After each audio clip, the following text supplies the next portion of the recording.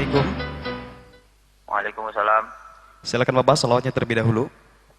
Allahumma shalli ala sayyidina Muhammad wa Allahumma ala salli alihi wa alaihi. sahbihi Allahumma salli ajma'in. alaihi. Dengan Bapak siapa dari mana?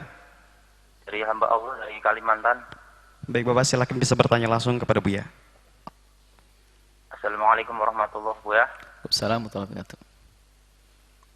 Alhamdulillah bisa langsung berbicara dengan Buya. Masya Allah, alhamdulillah.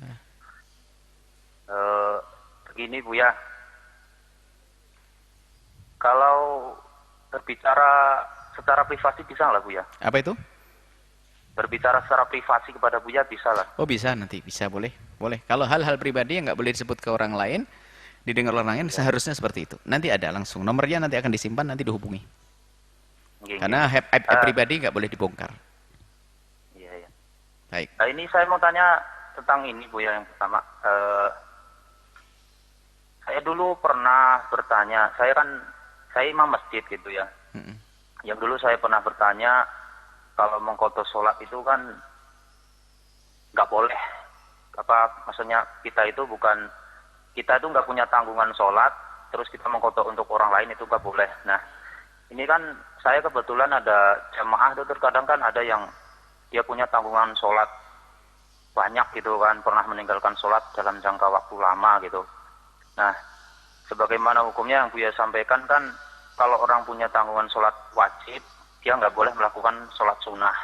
Nah, biasanya orang itu karena punya tanggungan sholat banyak, itu mengqadha kan berat sekali gitu Buya.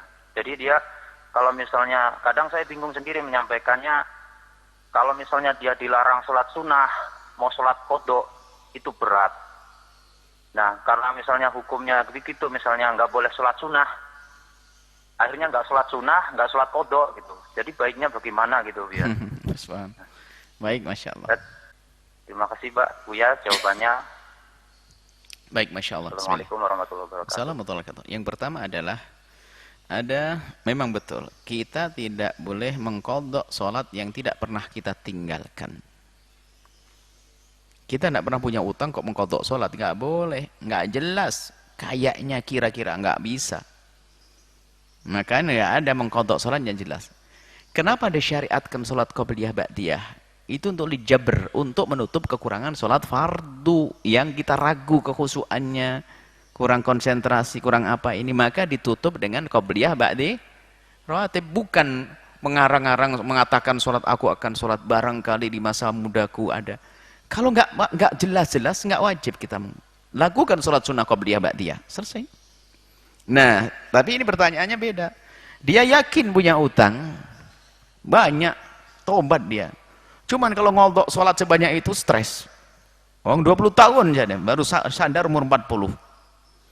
Hah? Umur 40, umur 35 baru sadar. Berarti kan mulai umur 15 sudah 20 tahun. Nah ini gimana ini? Maka memang kaidahnya adalah sebisa mungkin kodok semuanya. Kalau nggak bisa, bolehlah dicicil. Kemudian memang kaidahnya begitu, sholat sunnah nggak boleh. Karena masih punya utang. Tapi di dalam mensiasati orang yang semacam itu, ya jangan hukumnya kaku seperti itu. Pertama, motivasi bahwasanya boleh sholat sunnah, tapi hendaknya jangan lupa, misalnya kalau sholat sunnahmu adalah qobliyah, ba'diyahnya nanti kodok ya, gitu. Ditukar gitu. Jadi dia tetap merasakan sholat sunnah, dan dia merasakan sholat kodok. Kodok boleh setelah asar misalnya, kan qobliyah asar ada. Jadi setelah qobliyah asar nanti ba'diyahnya setelah ya, atau setelah dilakukan sebelumnya semuanya. Sebab sholat kodok itu boleh biarpun setelah asar. Jadi diajari begitu, karena memang kalau kita pakai hukumnya begitu nggak sah. Tapi ini insya Allah akan dapatkan pahala karena dalam masalah mensiasati. Yang jelas kodoknya paling tidak. Jadi kalau kamu melakukan sholat sunnah qobliyah, tapi tentunya harus pakai kodok juga. Jangan sampai gara-gara ditakut-takuti apa kodok enggak, qobliyah ba'diyah juga enggak. Betul yang Anda tanyakan, perlu mensiasati. Bagi membaca kitab fikih ini ternyata para ulama dalam mensiasati, yang katanya wajib fauran bagi orang yang meninggalkan sholat dengan terang-terangan, menantang, nggak mau sholat, maka itu adalah dengan cara zalim, maka dia wajib mengqadha spontan. Nah, orang baru hijrah suruh sholat 50 waktu, apa 500 waktu, apa 20 tahun, 30 tahun, streslah dia. Jadi perlu disiasati nanti ya. Jadi boleh izinkan dia untuk mengatakan, oh enggak apa-apa. Bahkan sholatlah qobliyah, tapi niatnya adalah niat fardu. Dari 2 sholat duhur, qobliyah duhur menjadi 4 fardu duhur. Dan pahamkan ke dia, pahalanya adalah bukan sekedar lipatkan 2 kali, berlipat-lipat, nggak ada bandingannya. Kalau anda melakukan sholat qobliyah, dapat pahala besar. Tapi kalau dijadikan sholat duhur, qadha tadi, pahalanya besar, nggak bisa dibandingkan. Beri motivasi secara perlahan. Yang penting dia sudah mau hijrah, mau tobat, jangan diseksa dengan hukum-hukum yang berat semacam itu.